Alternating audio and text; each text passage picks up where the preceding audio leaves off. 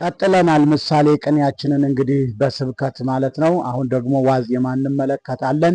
ሰብስክራይብ፣ ሼር፣ ኮፒ ሊንክ እያደረጋችሁ ለሌሎች እንድታዳረሱልኝ በቅድሚያ አሳስባለሁ።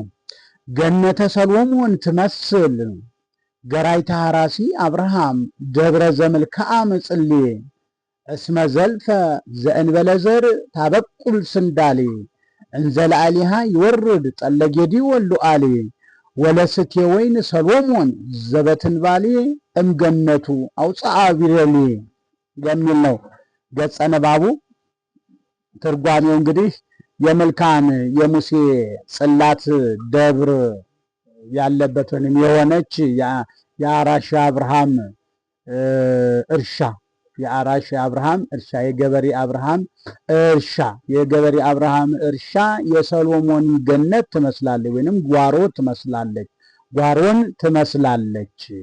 እስመ ዘልፈ ዘእንበለ ዘር ታበቁል ስንዳሌ ሁልጊዜ ያለ ዘር ስንዴን ታበቅላለችና ነው።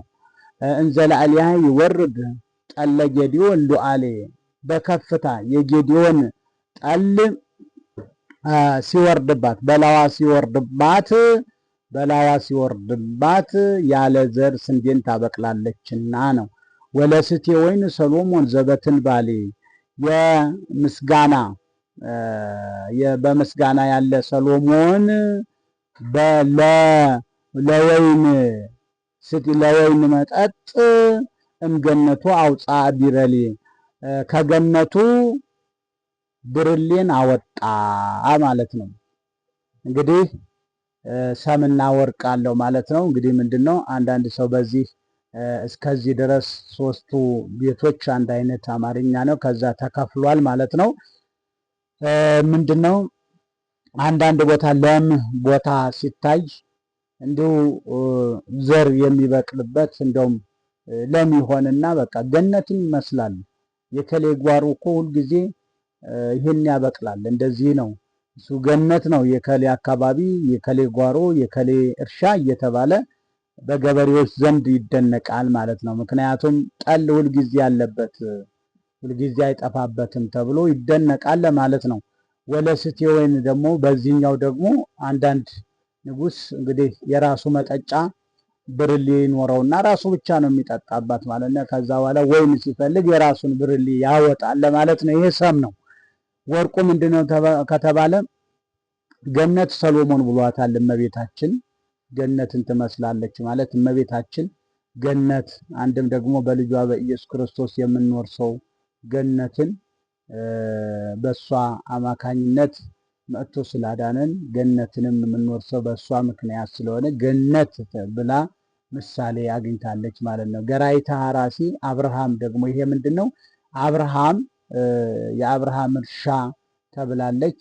በስደት እያለ የገዛት ላዩ እርሻ ነው፣ ታቹ ደግሞ መኖሪያ መቃብርም የሚሆን ማለት ነው።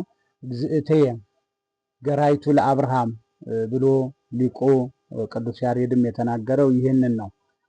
ደብር ደግሞ ጌታ ተብሏል። እንዲሁም ደግሞ ጽሌ እመቤታችን ተብላለች። የመልክዓም ጽላት ደብር የሆነች የአብርሃም የገበሬ አብርሃም እርሻ ገነትን ትመስላለች ነው። እስመ ዘልፈ ዘእንበለ ዘር ታበቁል ደርስ ያለ ዘር ሁልጊዜ ስንዴን ታበቅላለችና ማለት እመቤታችን ድንግል ማርያም ያለ ዘራ ብእሲ ኢየሱስ ክርስቶስን በድንግልና ጸንሳ በድንግልና የወለደች መሆኑን የሚያመለክት ነው። ስንዳሌ ደግሞ ጌታ ተብሏል። ጌታ ስንዳሌ ብለውታል ነቢያት። እንዘል ለአሊያ ይወር ጠለ ጌዲዮን ሉአሌ ጌዲዮን ደግሞ እመቤታችንን ጸምር ጠል ብሏል። ያው ከሰማይ ጠል ጸምር ግንጃ ተነጥፎ ጠል የወረደበትን ያንን በእመቤታችን መስሏል ማለት ነው። ስቴም ጌታ ተብሏል፣ ወይንም ጌታ ተብሏል። እንግዲህ ያንን ማለታቸውን ነው። አሁን ይሄ ምንድነው ህብር ቅኔ ስለሆነ እንደ ሰምና ወርቅ አይደለም። ዘበትንባሌ እንግዲህ በምስጋና ያለ ለወይን መጠጫ እምገነቱ አውፅአ ቢረሌ አሁንም ከገነቱ ማለት ነው። ከገነቱ አውፅአ ቢረሌ እመቤታችንን ቢረሌ ብሏታል። በንግስናው እሱ ብቻ የሚጠጣባትና የጠጣባት ብርሌ ነበረችውና እመቤታችንም በዛ ተመስላለች ማለት ነው። እንግዲህ ምሳሌ ስለሆነ የምናገረውን ዘር ሁሉ ምሳሌ መስጠት ማለት ነው። ያለ ምሳሌ የሚሆን ነገር ስለሌለ ማለት ነው። ስለዚህ አሁን ወደ ሙያው ስንሄድ ገነት የትመስል ተሳቢ ሰሎሞን የገነት ዘርፍ ይሆናል ማለት ስለተናበበ ማለት ነው። ገራይት ደግሞ የትመስል ባለቤት ይሆናል። አንድ አንቀጽ አንድ አብይ አንቀጽ ማለት ነው። እሱም ካልአይ ቀዳማይ ካልአይ ሳልሳይ ትእዛዝ ማለት ነው። ተሳቢና ባለቤት ሊኖረው ይችላል ማለት ነው። ስለዚህ ገራይት የትመስል ባለቤት ሐራሲ የአብርሃም ቅጽል አብርሃም ደግሞ የገራይት ዘርፍ ይሆናል ማለት ነው። ደብር ደግሞ የገነት የገራይት ቅጽል ዘርፍ ደፊ ዘርፍ ደፊነቱ ጽሌ ምልክዓም የሚያሰኝ ምልክዓም የጽሌ ዘርፍ ጽሌ ደግሞ የደብር ዘርፍ ይሆናል ማለት ነው። እስመ አገባብ ፍቺውና ሙያው አስረጃ አስረጅነቱ ትመስል ላለው ዘልፈ ዘወትር ሁልጊዜ ማለት ነው። ሙያው አንቀጽ አጎላማሽ አንቀጽ አጎላማሽነቱ ታበቁላለው ወይንም በዘወትር በሁልጊዜ ካለ ደግሞ ማድረጊያ የወጣበት ነው የሚሆነው።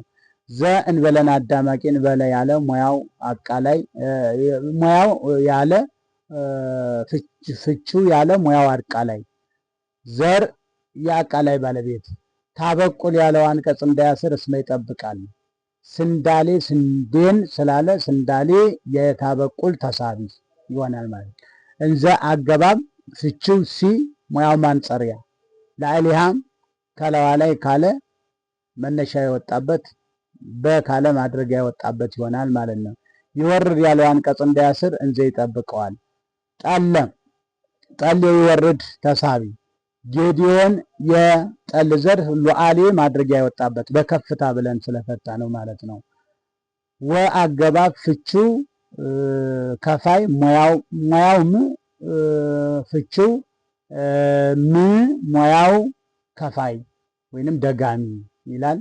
ለአገባብ ፍቺው በቁም ቀሪ ለአገባብ ፍቺው በቁም ቀሪ ሙያው ተጠቃሽ ነው ያለው። ለብሎ ወይንም ወይን ስቴን ለመጠጣ ለወይን ጠጅን ለወይን ጠጅ ካለ አቀባይ ነው የሚሆነው። ለአገባብ ፍቺው በቁም ቀሪ ሙያ አቀባይ ይባላል። ስቴ የአቀባይ ባለቤት ወይን የስቴ ዘርፍ ሰሎሞን ደግሞ የአውፃአ ባለቤት ዘአገባብ ፍቺው የሙያው ቅጽልነቱ ሰሎሞን ላለው በሙያውን ሳይለቅ ሀሎን መርምሮ እንዳያስር ዘይጠብቀዋል። ትንባሌ የማድረጊያ ባለቤት ማለት ነው። ሙያውን ሳይለቅ ያልነው ማድረጊያነቱን አይለቅም ማለት በአገባብ ፍቺው በቁም ቀሪ ሙያው ማድረጊያ በሀሎን መርምሮ እንዳያስር ዘይጠብቀዋል ይባላል ማለት ነው። አገባብ ፍቺው ከሙያው መነሻ ገነቱ የመነሻ ባለቤት አውፃ ያለው አንቀጽ በወ የተደገመ ማሰሪያ ያስራል እንጂ አይሳብም። ቢረሌ ቢሬሌን ብርሌን ስላለ ቢረሌ የአውፃ ተሳቢ ይሆናል ማለት ነው። ስለዚህ ከወደዳችሁት እንቀጥላለን። ለመውደዳችሁ ደግሞ ማረጋገጫም ሰብስክራይብ እያደረጋችሁ ሼር፣ ላይክ እንዲሁም ኮፒ ሊንክ እያደረጋችሁ ለብዙዎች እንዲደርስ አድርጉልኝ፣ አጋሩ። ስለዚህ እንቀጥላለን ማለት ነው። ለዛሬ ይቆያል።